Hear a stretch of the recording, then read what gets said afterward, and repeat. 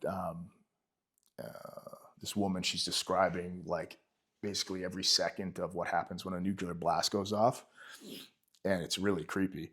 And they're playing this song. Uh, what's this song? It's Somewhere Over the Rainbow.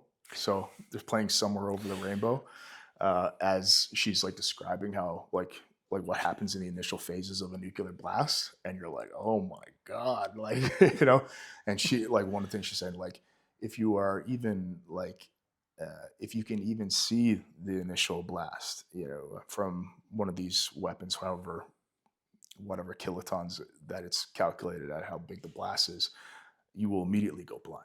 You're, Oh my god.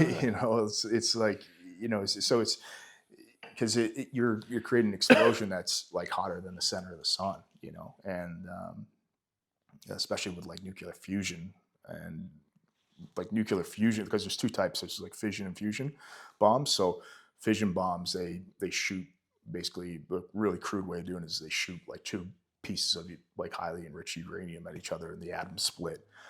But the fusion bombs are even crazier, where they encapsulate uh, like heavy water, which is like some hydrogen, some kind of hydrogen that's refined, um, and but it's encapsulated in a fission bomb. So when the fission bomb goes off, it fuses the hydrogen. That's why it's called the hydrogen bomb.